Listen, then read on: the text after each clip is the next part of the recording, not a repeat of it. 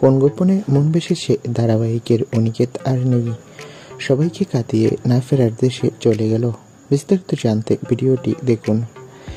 জি বাংলার জনপ্রিয় ধারাবাহিক কোন গোপনে মন বেসেছে শুরু থেকেই ভালো জনপ্রিয়তা অর্জন করেছে এই ধারাবাহিক।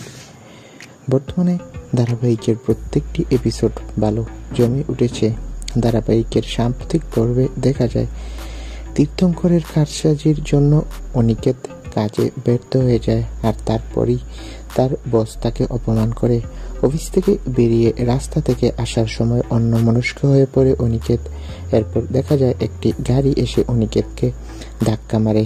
অন্যদিকে অনিকেতের কোনো বিপদ হয়েছে সেটা টের পেয়ে যায় শ্যামলী। বর্তমানে দুর্দান্ত পর্ব দেখা যাচ্ছে এই ধারাবাহিকে।